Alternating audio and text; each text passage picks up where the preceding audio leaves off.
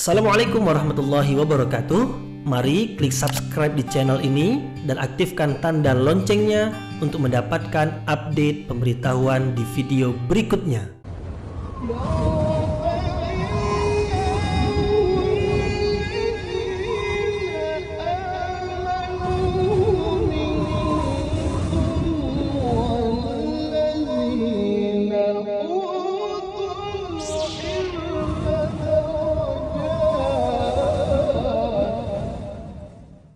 A'udzu billahi minasyaitonir rajim. Bismillahirrahmanirrahim. Assalamualaikum warahmatullahi wabarakatuh.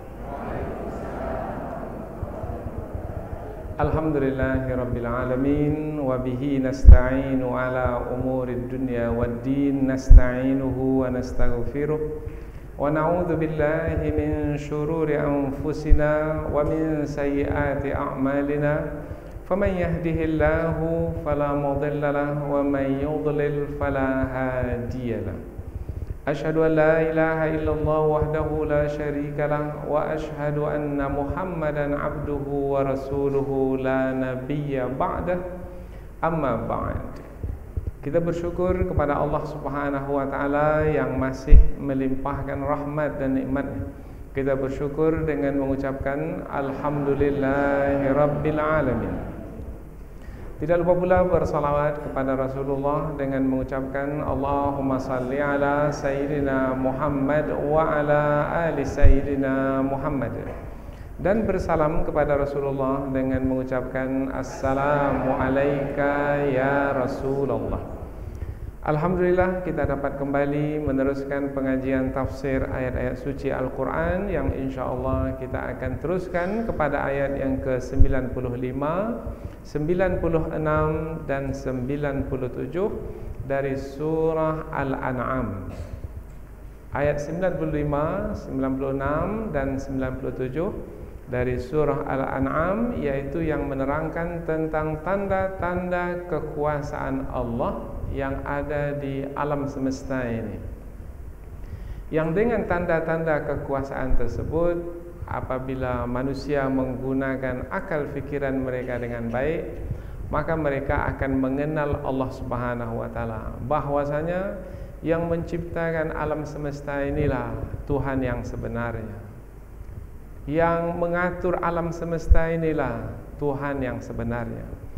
Apabila telah sampai kepada kesimpulan bahwasanya hanya Allah lah Tuhan yang sebenarnya, maka tidak ada alasan untuk menyekutukan Allah. Ayat sebelum ini telah diterangkan tentang orang-orang yang menyekutukan Allah. Mereka menyekutukan Allah dengan berhala. Mereka sekutukan Allah dengan berhala yang tidak punya kuasa apa-apa, mendengar tidak, melihat tidak, mengetahui pun tidak. Apabila berhala itu adalah yang dicipta, bermakna ia bukanlah Tuhan. Tuhan itu adalah yang mencipta. Apabila yang mencipta itu hanyalah Allah, maka Tuhan itu hanyalah Allah Subhanahu wa taala. Apabila telah sampai kepada Allah sebagai Tuhan yang Maha Esa, karena hanya Allah yang mencipta alam semesta, yang mengatur alam semesta, maka hanya Allah lah yang berhak untuk diibadati.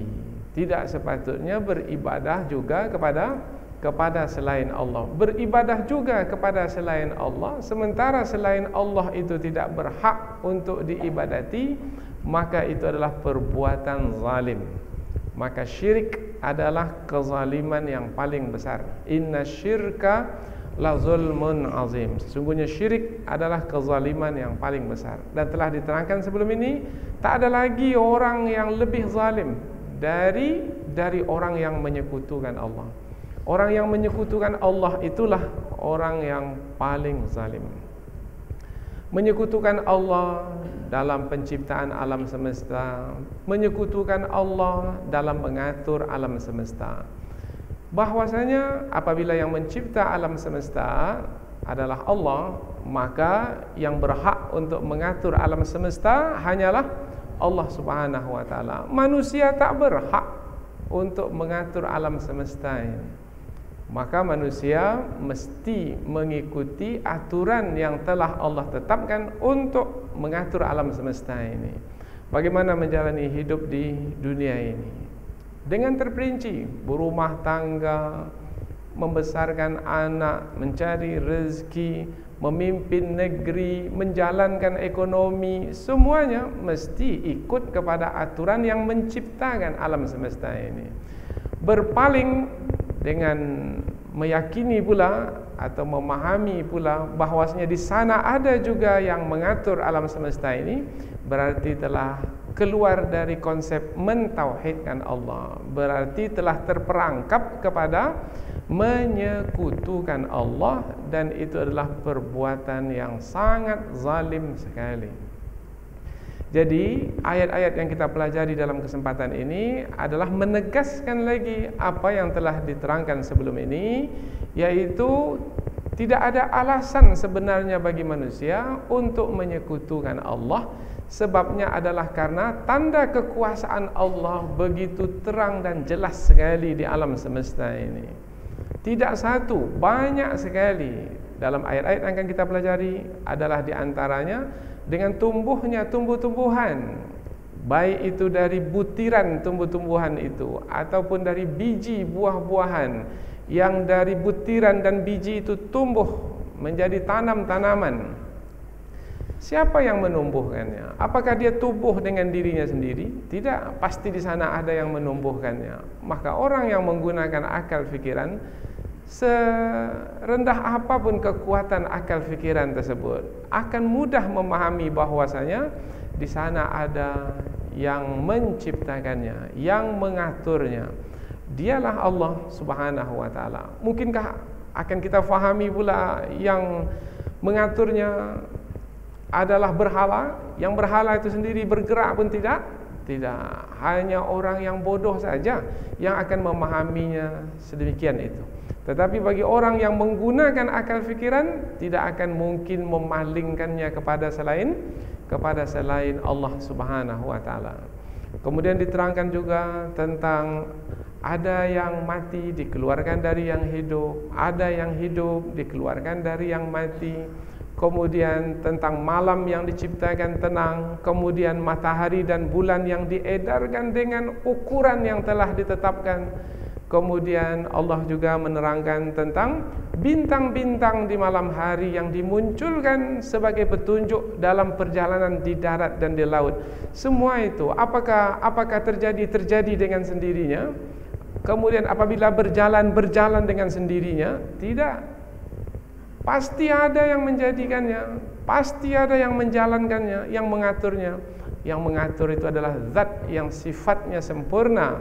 Yang sifatnya sempurna itu hanyalah Allah Subhanahu wa taala. Jadi 3 ayat yang akan kita pelajari ini adalah menerangkan tentang tanda-tanda kekuasaan Allah, yang apabila tanda-tanda kekuasaan Allah itu diperhatikan oleh manusia dengan menggunakan akal fikiran mereka, mereka akan mengenal Allah.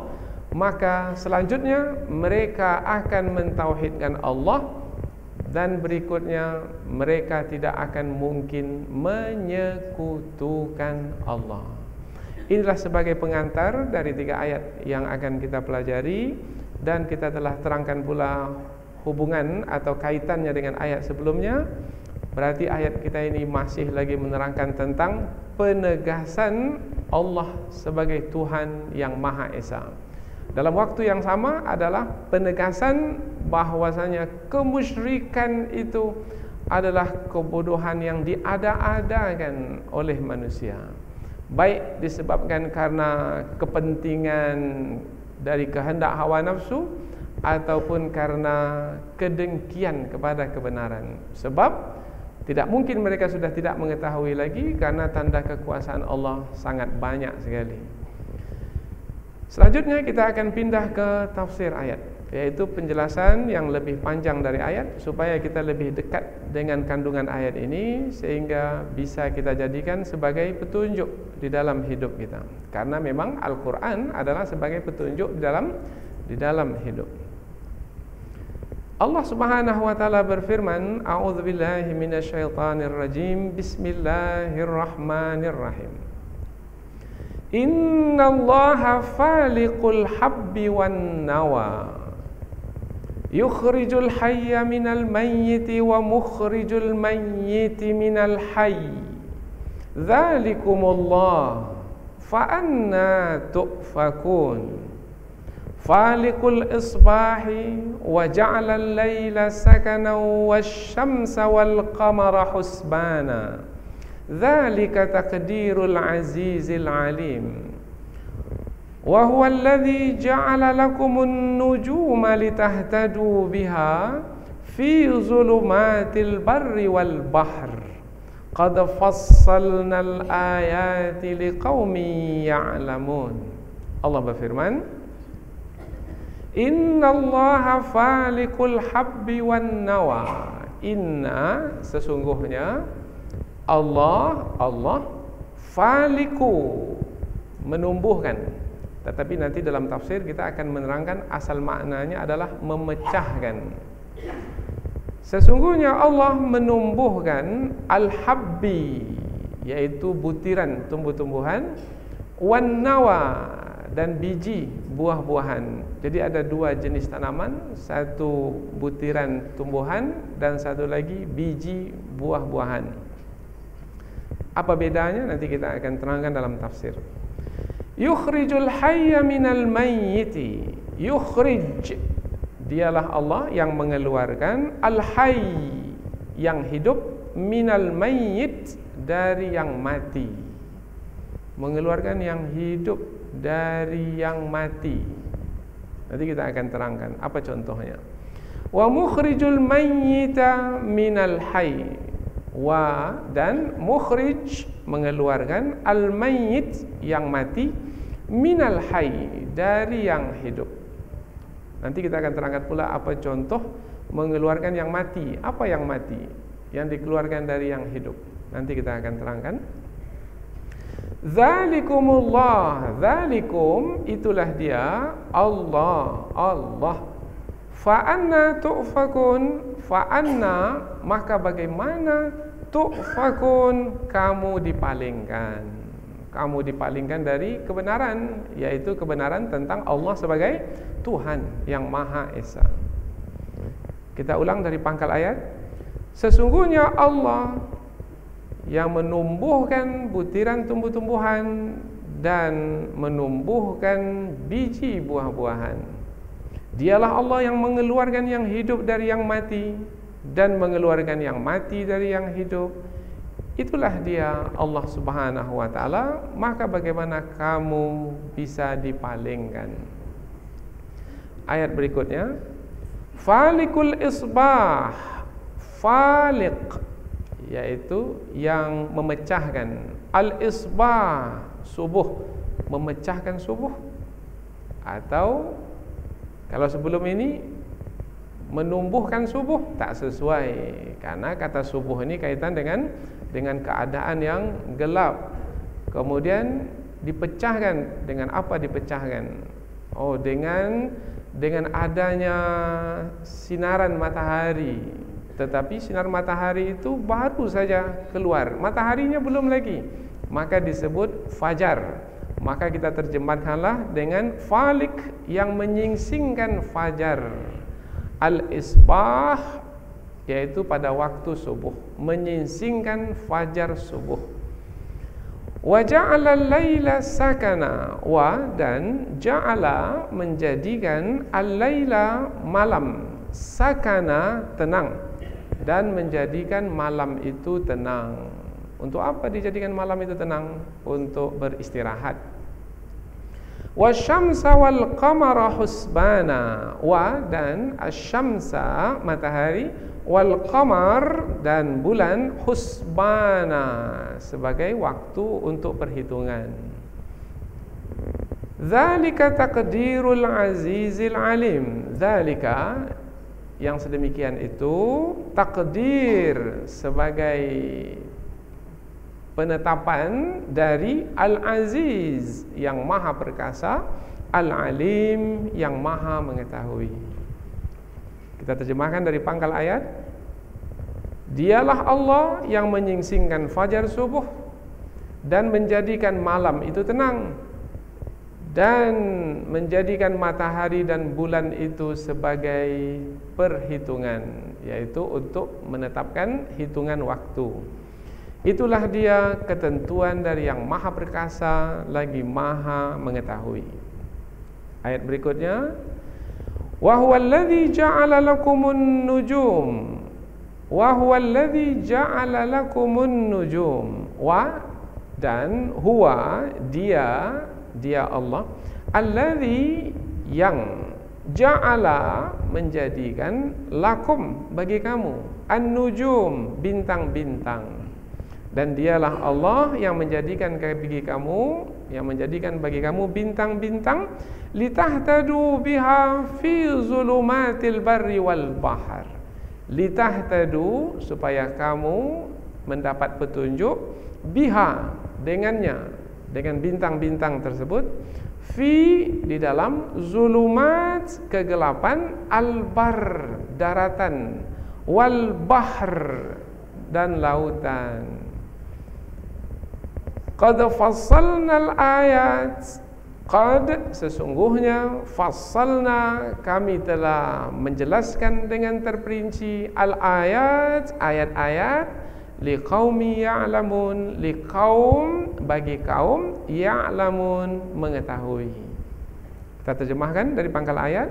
Dan dialah Allah yang telah menjadikan bagi kamu bintang-bintang supaya kamu mendapat petunjuk dengan bintang-bintang tersebut, atau menjadikannya sebagai petunjuk dengan bintang-bintang tersebut di kegelapan darat dan laut apabila kamu melakukan perjalanan.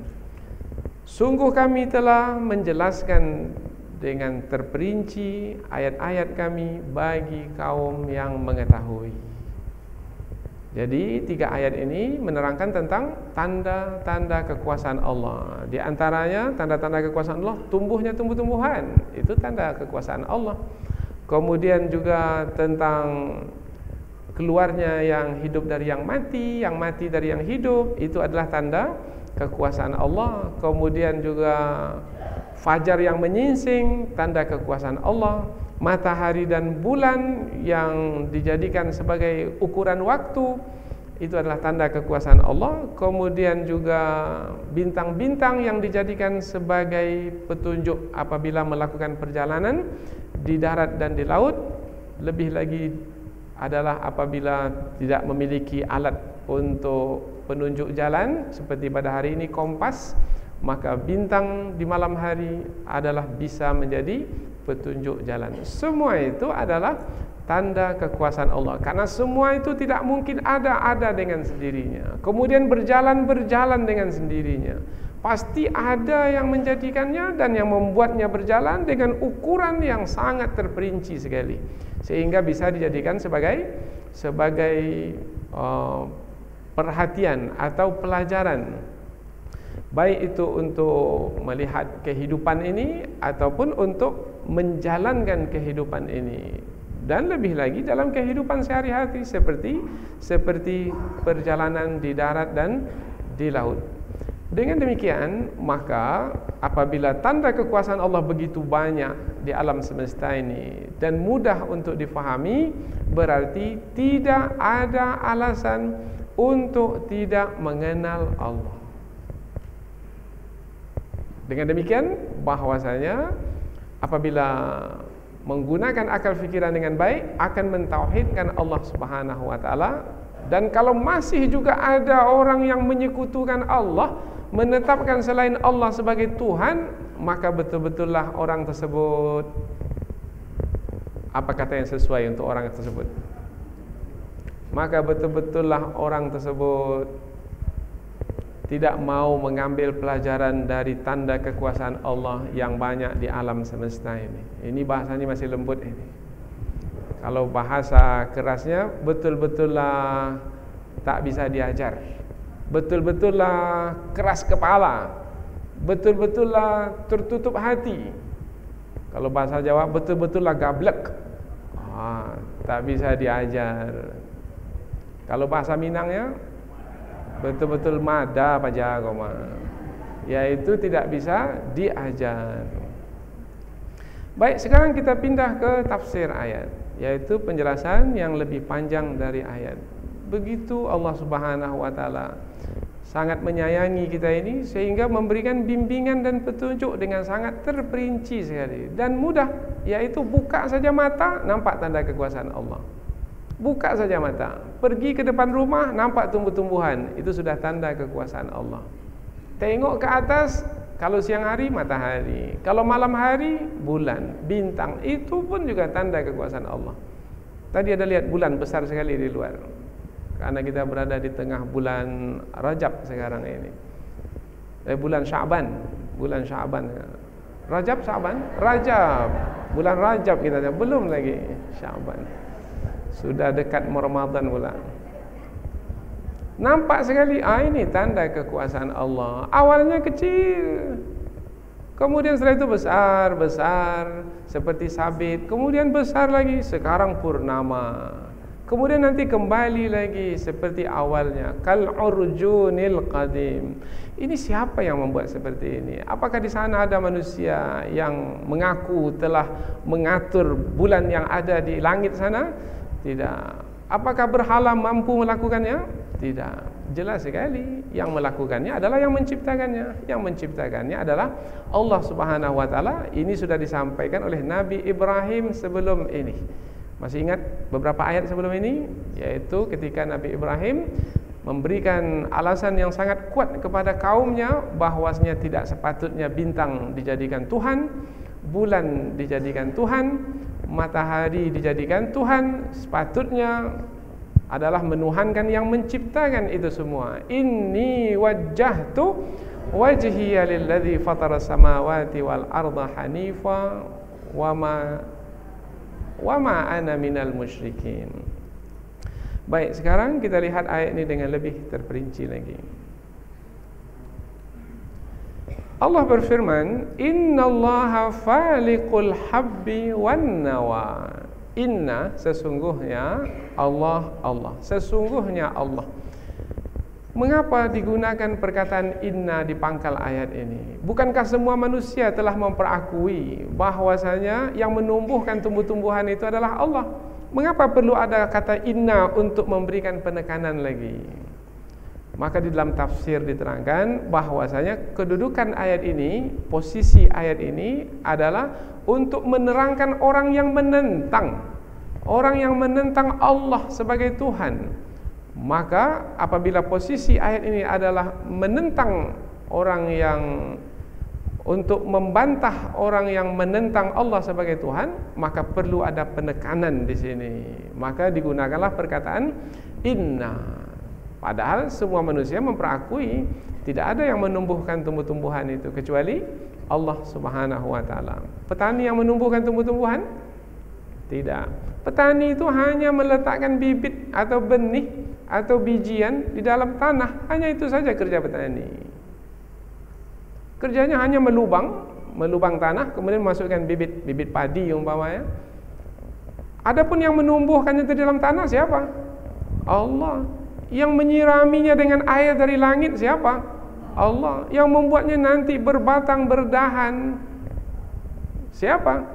Allah. Yang membuatnya nanti berbuah siapa? Allah. Yang membuatnya menguning siapa? Allah.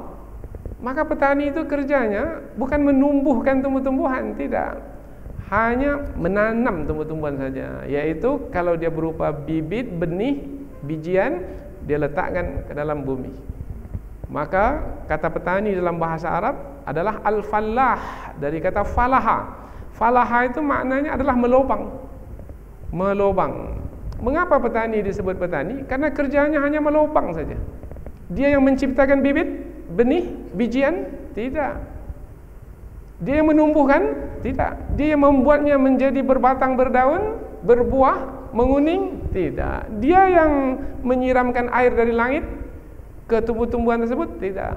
Jadi kerja petani itu hanya membuat lubang itu saja, atau meletakkan bibit itu ke tanah. Hanya itu. Kerja sedikit, tetapi nanti hasilnya banyak. Yang melakukannya, yaitu yang menumbuhkan tumbuh-tumbuhan sampai berbuah sehingga dipetik oleh petani, itu adalah Allah. Maka bila kerja sedikit kemudian hasil banyak, disebut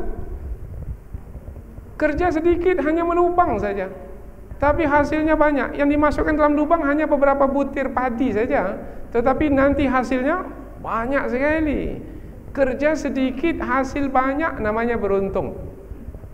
Maka kata beruntung dalam bahasa Arab adalah al-falah, hayya 'alal falah, mari kepada keberuntungan. Yaitu kerja sedikit tapi dapat banyak. Beribadah di dunia ini sedikit, hanya 40 tahun, 50 tahun, 60 tahun, 70 tahun, tapi nanti balasannya selama-lamanya. Itu beruntung. Kerja sedikit dapat hasil banyak. Allah Subhanahu wa taala adalah yang menumbuhkan tumbuh-tumbuhan. Petani bukan. Maka Allah pun menerangkan di sini, Innallah, sesungguhnya Allah, langsung lafzul jalalah diletak di sini supaya tidak dipakaikan lagi kepada selain Allah. Bahwasanya yang menumbuhkan tumbuh-tumbuhan Allah, bukan selain Allah. Sesungguhnya Allah faliqul habbi. Faliq dari kata falaqa maknanya syaqqa, yaitu memecahkan butiran tumbuh-tumbuhan.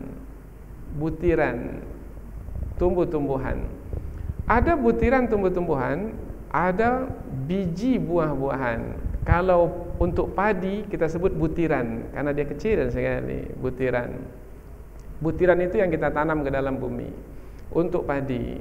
Kemudian untuk umpamanya yang ada buahnya, umpamanya korma, ada buah korma. Kemudian kormanya kita makan, di dalamnya ada apa? Ada bijian. Nah, bijian itu yang kita tanam ke dalam bumi. Durian umpamanya di tempat kita ini. Durian ada buah durian. Kemudian dalam buah itu ada bijian-bijiannya. Kita makan duriannya itu, kemudian di dalamnya itu ada bijian-bijian itu yang kita tanam. Allah Subhanahu wa taala adalah yang menumbuhkan butiran tumbuhan seperti padi dan menumbuhkan bijian seperti korma atau durian.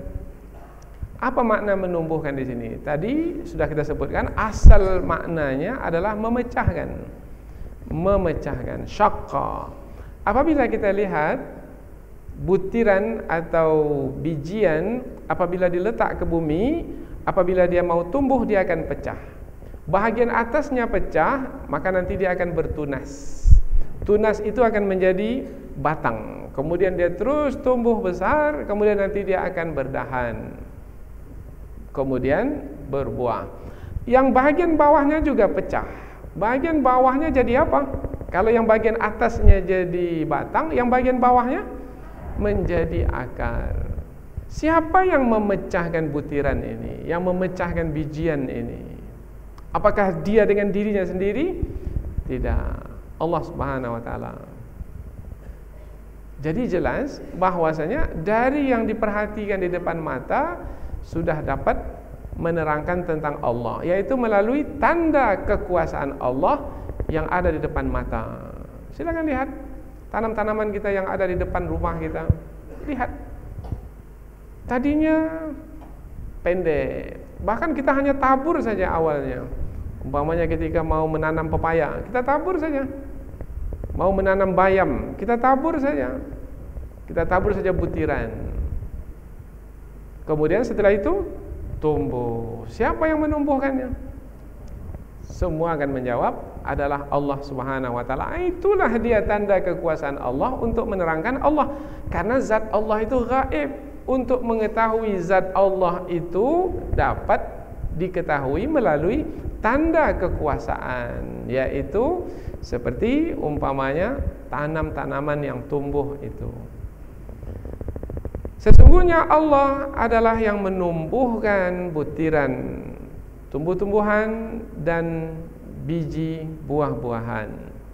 Sudah kita terangkan beda antara keduanya. Yukhrijul hayya minal mayyit, dan dialah Allah yang mengeluarkan yang hidup dari yang mati. Dialah Allah yang mengeluarkan yang hidup dari yang mati. Apabila kita perhatikan lanjutan ayat ini, tidak digunakan kata wa, huruf ataf wa di sini tidak ada. Allah tidak menyebut innallaha falikul habbi wan nawa wa yukhrijul hayya. Tidak, Allah tak menggunakan kata wa. Mengapa tidak digunakan kata wa? Dalam tafsir dibahaskan bahwasanya kedudukan ayat ini adalah sebagai menjelaskan Allah yang sebelumnya, atau disebut juga sebagai khabar tsani, khabar yang kedua. Tadi ada khabar pertama, Allah beritahukan Allah adalah yang menumbuhkan butiran tumbuhan dan biji buah-buahan. Allah adalah, ini yang kedua, Allah adalah yang mengeluarkan yang hidup dari yang mati. Artinya terlalu banyak tanda kekuasaan Allah di alam ini. Lihat sajalah, lihat saja. Kalau tidak ini ada lagi. Kalau tidak ini ada lagi. Semua apabila diperhatikan, maka nanti kembalinya adalah Allah sebagai yang menciptanya atau yang mengaturnya. Maka tidak digunakan huruf ataf di sini karena menerangkan tentang Allah sepenuhnya. Yukhriju, mengeluarkan, al-hayya, yang hidup, minal mayyiti, dari mati. Mengeluarkan yang hidup dari mati. Mengeluarkan yang hidup dari mati. Apa contohnya? Mengeluarkan yang hidup dari mati. Contohnya mudah sekali. Ada daging yang telah kita potong, daging sapi atau daging ayam atau daging apa saja kita potong. Daging yang dipotong-potong ini hidup atau mati? Mati. Mati. Letakkanlah dia di lantai itu 4-5 hari. Bagaimana dia sekarang? Hidup. Yaitu dari daging tersebut dia membusuk, maka keluarlah ulat-ulat. Ulat itu hidup atau mati? Hidup. Ulat yang keluar dari daging tersebut hidup atau mati? Hidup. Daging itu mati atau hidup? Mati. Allah keluarkan yang hidup dari yang mati. Tadi mati daging, tapi dari daging yang mati itu keluar yang hidup. Atau kalau mau contoh, telur dengan ayam. Telur itu adalah mati, tak ada kehidupan yang ada roh di dalamnya, tidak ada. Setelah itu dieram oleh induk ayam, kemudian dari telur yang mati itu keluarlah anak ayam. Anak ayam ini disebut makhluk yang hidup. Allah mengeluarkan yang hidup dari yang mati. Induk ayam yang melakukannya? Tidak. Pemilik ayam yang melakukannya? Tidak. Panas itu yang membuatnya menjadi berubah dari telur yang tidak ada bibit ayam di dalamnya kemudian menjadi anak ayam? Tidak. Di sana ada yang mengaturnya. Yang mengaturnya adalah yang menciptakannya. Yang menciptakannya adalah yang membuatnya dari tidak ada menjadi ada. Dulu segalanya alam semesta ini tidak ada, kemudian menjadi ada. Yang mengadakan itu disebut pencipta. Pencipta alam semesta, yaitu yang mengadakan alam semesta dari tidak ada menjadi ada. Wa mukhrijul mayyita minal hayy, dan mengeluarkan yang mati dari yang hidup. Mengeluarkan yang mati dari yang hidup. Apa contohnya? Tadi sudah kita sebut, yaitu kalau ayam keluar dari telur, maka telur keluar dari ayam. Ayamnya hidup, telurnya mati, kecuali apabila di dalamnya sudah ada tanda-tanda anak ayam akan menetas. Ini tidak, ini telur biasa yang masih belum ada tanda-tanda sebagai benih, sebagai bibit. Atau umpamanya contoh yang lebih mudah adalah air susu dari sapi umpamanya, atau dari kambing. Air susu itu mati atau hidup? Mati. Kambing itu mati atau hidup? Hidup, mengeluarkan yang mati dari yang hidup. Silakanlah cari sebanyak-banyaknya. Terlalu banyak untuk kita sebutkan. Kita sendiri ini dari mana ini? Kita ini dahulu dari setetes air yang tak ada ruh di dalamnya. Jadi segumpal darah, jadi sebongkah daging, dirangkakan tulang belulang. Jadi kita itu adalah mati asalnya. Kemudian Allah berikan ruh, kemudian hidup. Ini semua yang mengatur adalah Allah Subhanahu wa taala. Silakan lihat diri kita sendiri. Zalikumullah, zalikum, itulah dia, Allah. Ketika disebut kata zalikum, ini ismul isyarah, kata penunjuk. Itulah dia itu menunjukkan siapa? Menunjukkan Allah. Itulah dia Allah. Mengapa perlu ditunjukkan pula lagi Allah? Itulah Allah. Mengapa perlu ditunjukkan juga dengan kata penunjuk ini? Sehingga supaya lebih jelas. Sebab ayat ini dihadapkan kepada orang yang tak mau menggunakan akal fikiran. Yang kita sebut sebagai apa tadi? Orang yang tak mau menggunakan akal fikiran.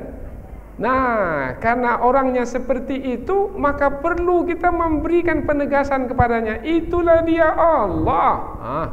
Dengan kata penunjuk itu tak juga terbuka fikirannya, maka betul-betul memang tak mau diajarlah orang tersebut. Zalikum, itulah dia. Jadi kata penunjuk ini adalah untuk memberikan penegasan lagi. Allah. Diulang sekali lagi Allah. Di awal ayat sudah ada lafaz jalalah Allah. Sekarang diulang sekali lagi Allah supaya tidak difahami yang lain. Apabila difahami juga yang lain sehingga menyekutukan Allah, betul-betul melampaui batas. Fa anna tu'fakun, maka bagaimana kamu bisa dipalingkan? Karena kamu hidup di dunia adalah untuk beribadah kepada Allah, dan tanda kekuasaan Allah itu sudah kamu ketahui. Sekarang bagaimana kamu bisa dipalingkan dari beribadah kepada Allah? Karena tujuan hidupmu adalah untuk beribadah kepada Allah, wahai manusia. Bagaimana kamu bisa dipalingkan sementara Allah itu sudah kamu kenal melalui tanda kekuasaannya yang kamu perhatikan? Kalau kamu betul juga melakukannya, sungguh kamu ini adalah orang yang tidak bisa diajar dengan pengetahuan. Karena pengetahuan yang didapatkan sangat mudah, yaitu dengan buka mata, kemudian lihat, kemudian akan mendapatkan pengetahuan bahwasanya dari tumbuhnya tumbuh-tumbuhan itu akan dapat mengenal Allah Subhanahu wa taala. Dengan dikeluarkannya yang hidup dari yang mati dari yang hidup, akan mengenal Allah Subhanahu wa taala. Berikutnya lagi, setelah Allah menerangkan tanda kekuasaannya di tumbuh-tumbuhan, kemudian Allah pindah menerangkan tanda kekuasaannya di alam semesta ini, bahagian atas. Kalau tadi bahagian bawah, yaitu yang di bumi. Tumbuh-tumbuhan di mana? Di bumi. Setelah di bawah, bahagian bawah, kemudian Allah minta pula kita lihat bahagian atas, angkasa raya. Apa yang ada di angkasa raya? Nah, yang ada di angkasa raya ada matahari, ada bulan, ada bintang. Kemudian matahari, bulan, bintang, ini kaitannya adalah dengan malam dan siang, kaitannya dengan waktu. Maka Allah pula menerangkan tentang waktu. Falikul isbah, dialah Allah yang menyingsingkan fajar subuh. Falik ini mengulangi falik yang sebelumnya, yaitu kalau sebelumnya disebut menumbuhkan tumbuh-tumbuhan, untuk tumbuh-tumbuhan, kata falik, kata yang sama, faliku. Tetapi di sini kita menggunakan kata menyingsingkan fajar. Tadi tak ada sedikit pun cahaya sinar, tetapi sekarang sudah ada. sinar menyingsing, fajar di awal pagi. Siapa yang memancarkan sinar tersebut? Allah Subhanahu wa taala. Memang yang memancarkannya matahari, tapi yang membuat matahari itu bergerak terbit kemudian memancarkan sinarnya di awal pagi siapa? Apakah matahari itu berjalan dengan dirinya sendiri? Kalau ada yang bergerak, pasti ada yang menggerakkannya.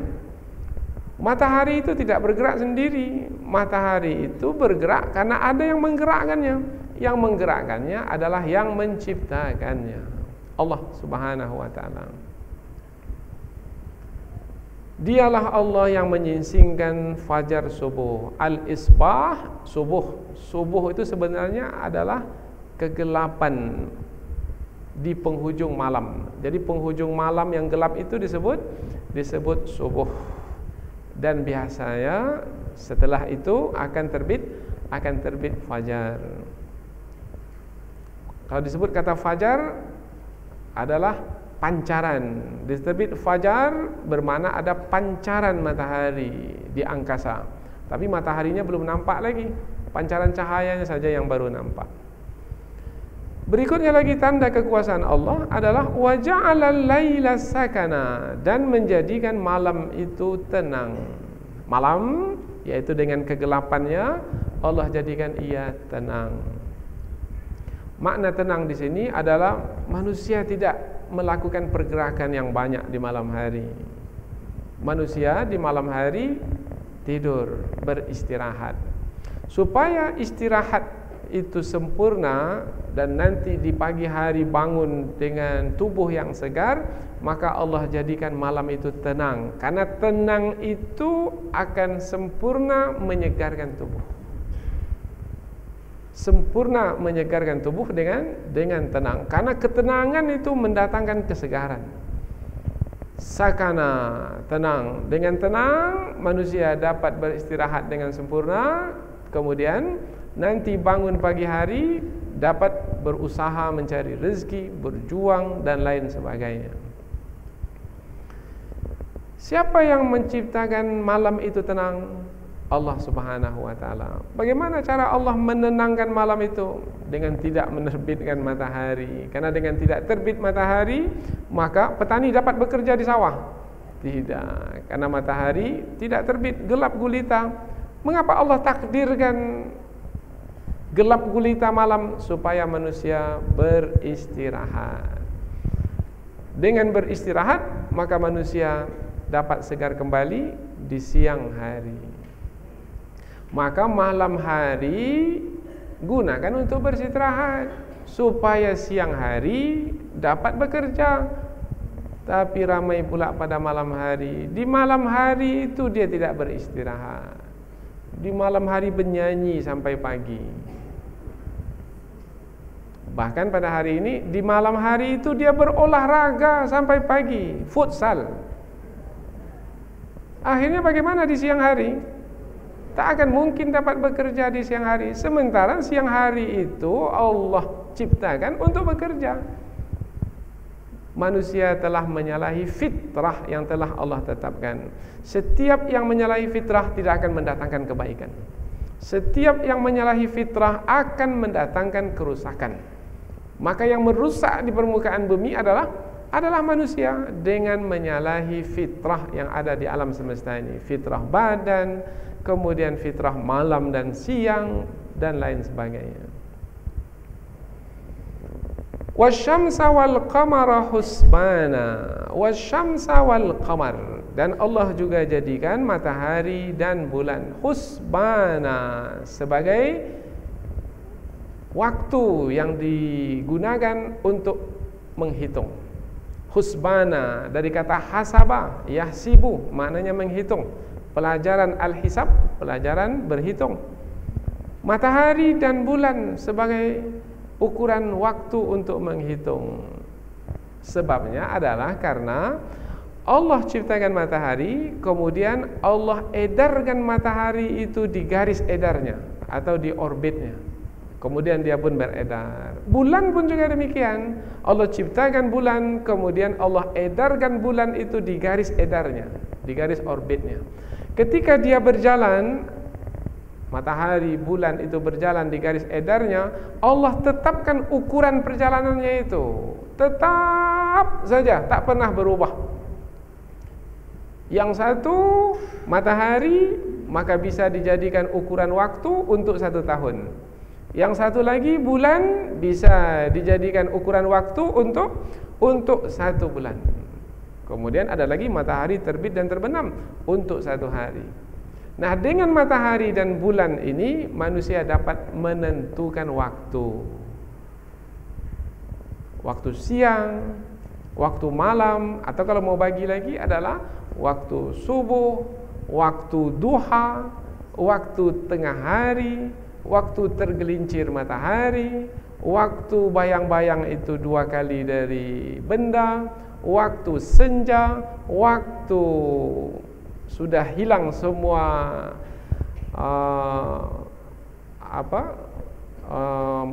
sinar kuning dari matahari di waktu senja sehingga betul-betul gelap gulita, itu waktu Isya, sampailah ke malam yang gelap. Semua ini adalah ukuran-ukuran waktu yang sekarang sudah dimudahkan lagi dengan perinciannya, yaitu jam. Kemudian diperinci lagi jam ini menjadi menit. Kemudian menit itu diperinci lagi menjadi detik.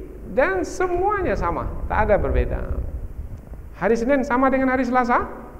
Sama. Hari Selasa sama dengan hari Rabu? Sama. Apabila ditetapkan sama seperti ini dengan perjalanan matahari dan bulan, pasti ini tidak berlaku dengan kebetulan.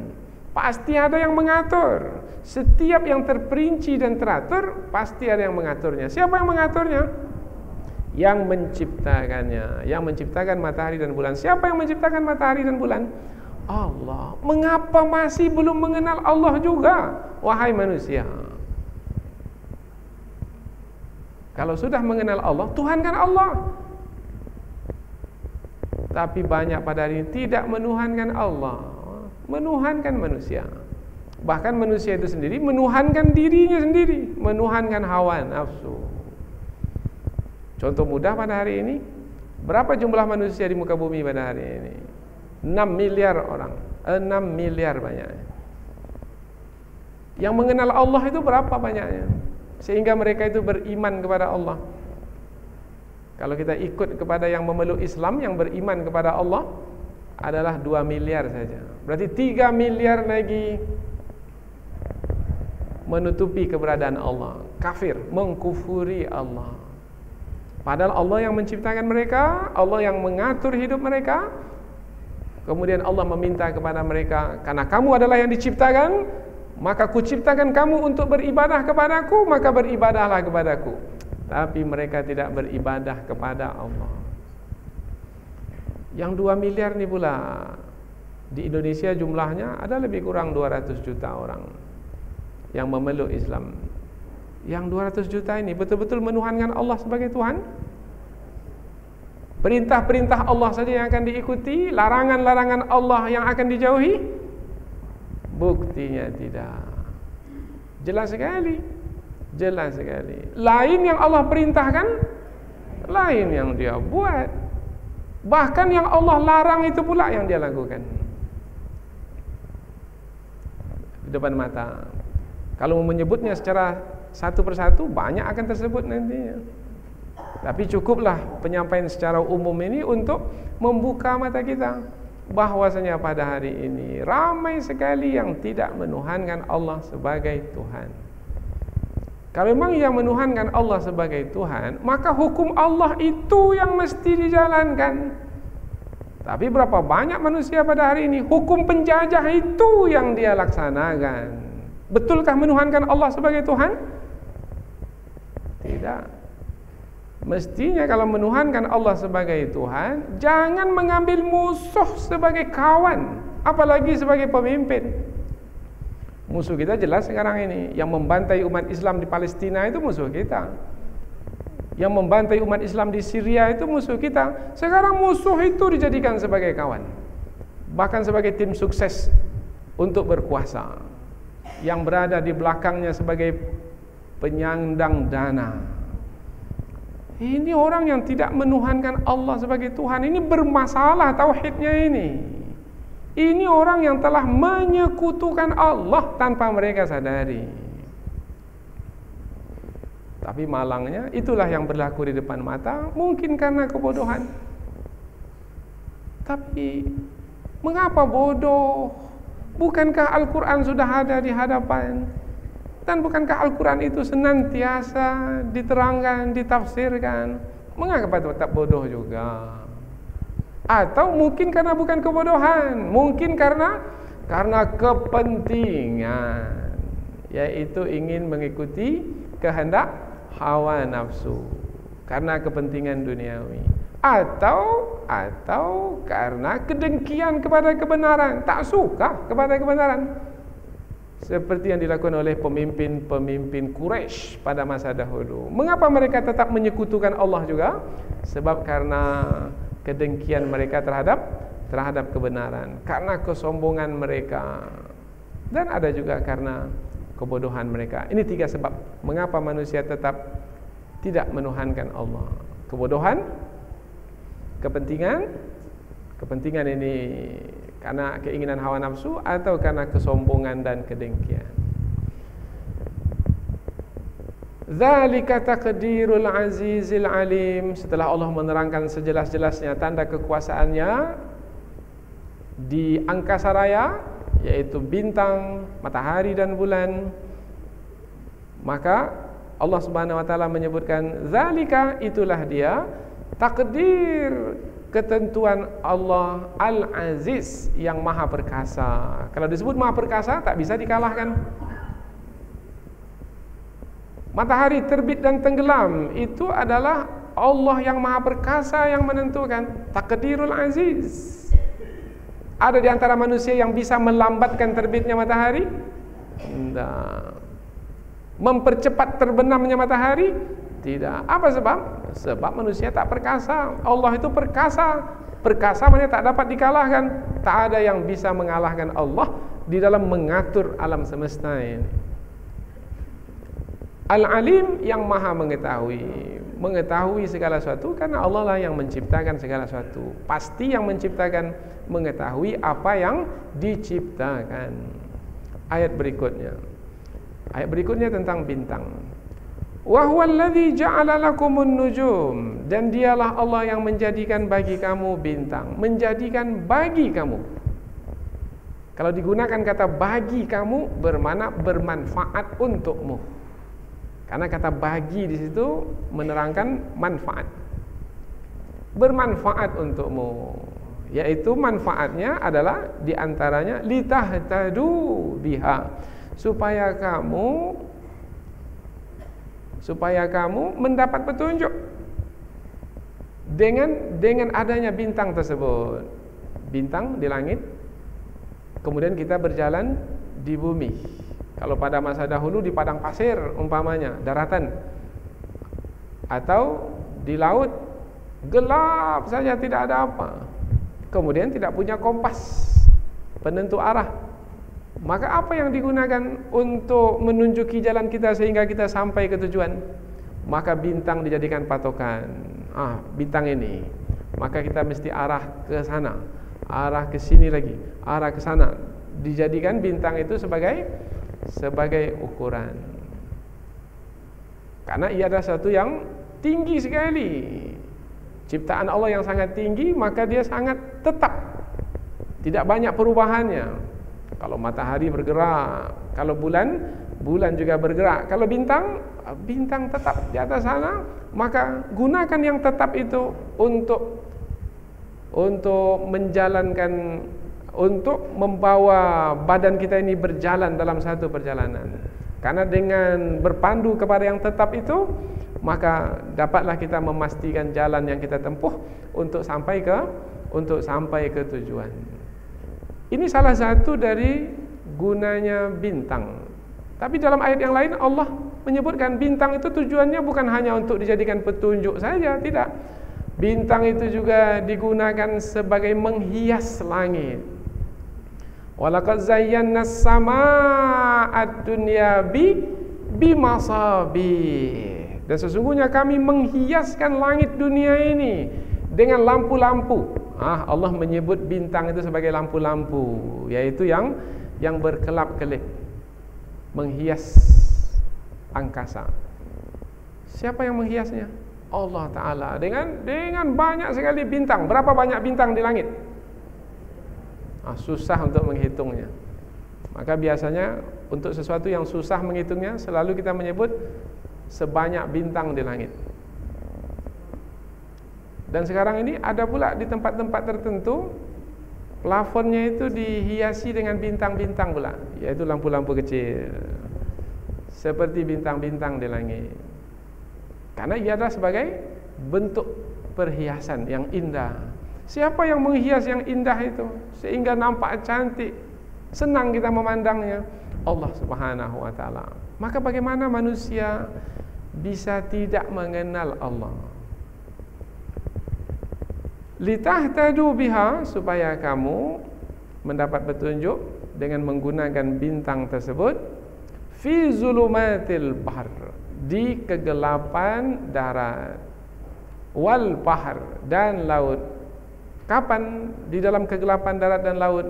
Kalau matahari sudah terbenam, maka gelap. Berarti pada waktu malam. Nah, di waktu malam Allah munculkan bintang. Di waktu malam tak nampak apa-apa, Allah munculkan bintang, yang dengan bintang tersebut jadilah ia sebagai yang sangat berguna dalam perjalanan. Karena tanpa bintang tak bisa berjalan di malam hari, maka akan berdiamlah sepanjang malam di tempat itu. Mau bergerak, belum tentu lagi nanti akan menuju ke tempat tujuan, malah mungkin lebih jauh dari tempat yang dituju, akhirnya tersesat. Maka manfaat dari bintang yang dimunculkan di malam hari adalah untuk perjalanan manusia, sehingga kalau manusia terus melanjutkan perjalanan di malam hari, ia bisa sampai ke tujuan. Karena ada yang bekerja sebagai memindahkan barang dari satu tempat ke tempat yang lain. Rihlatash syita'i was-saif, melakukan perjalanan di musim dingin, di musim panas. Ini tempatnya, ini dari tempat yang jauh, dari satu tempat ke tempat yang lain, menggunakan darat atau menggunakan laut. Maka ketika itu bintang adalah yang bermanfaat. Qad fassalnal ayat liqaumi ya'lamun. Qad, sesungguhnya, fassalna, kami telah memperinci. Dalam terjemahan, kami telah menjelaskan. Sebenarnya dari kata fassalna, memperinci. Memperinci adalah menyampaikan satu. Nah, satu ini namanya perincian.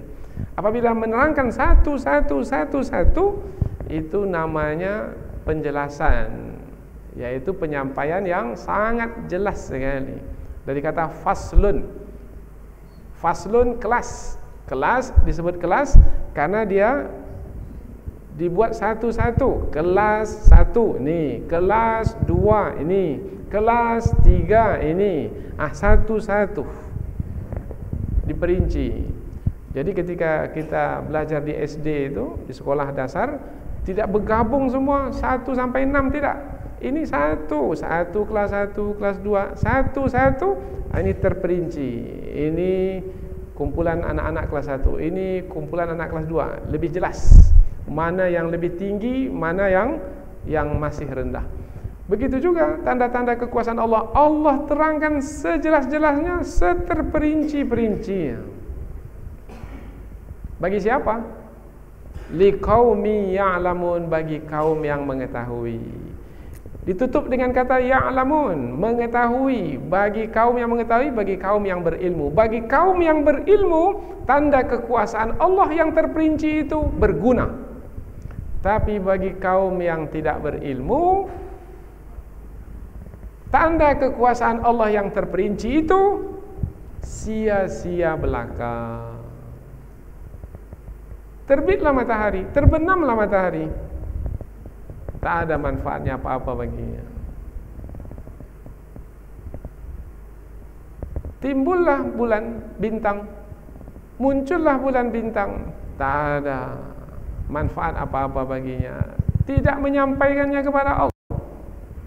Pergi dari depan rumahnya, dia lihat tumbuh-tumbuhan tumbuh, dia lihat tumbuh-tumbuhan itu tumbuh, tetapi tidak menyampaikannya kepada Allah. Oh, lah tinggi tumbuh-tumbuhan saya, oh, dah berbuah pohon saya, dan seterusnya. Tidak sedikit pun menyampaikannya kepada Allah. Siapa yang membuatnya tumbuh? Siapa yang membuatnya berbuah? Tidak sampai kepada Allah, maka tidak bergunalah tanda kekuasaan Allah baginya. Bagi siapa tanda kekuasaan Allah itu berguna? Liqaumi ya'lamun, bagi kaum yang memiliki pengetahuan. Mudah-mudahan kita ini adalah orang-orang yang memiliki pengetahuan, dan tidak ada alasan untuk tidak memiliki pengetahuan, sebab Allah telah mengkaruniakan akal kepada kita. Semua kita ini diberi akal oleh Allah. Gunakan akal, yaitu dengan memanfaatkan panca indera yang ada, mata yang melihat, tangkap apa yang kita lihat, bawa ke akal. Telinga yang mendengar, dengar apa-apa yang bisa didengar, kemudian bawa ke akal untuk memahami. Siapa semua yang menciptakan ini? Siapa semua yang mengatur ini? Yang mengaturnya, yang menciptanya adalah Allah Subhanahu wa taala. Maka dengan ilmu itu akan bergunalah tanda kekuasaan Allah, sehingga membuat kita menjadi beriman kepada Allah, dan bertambah keimanan kita kepada Allah, dan menghantarkan kita kepada keyakinan kepada Allah. Dan inilah yang membuat kita istiqamah di dalam berdakwah kepada Allah. Mudah-mudahan apa yang kita pelajari ini ada manfaatnya, insyaallah. Subhanakallahumma wa bihamdika asyhadu an la ilaha illa anta wa astaghfiruka wa atubu ilaik. Wassalamualaikum warahmatullahi wabarakatuh.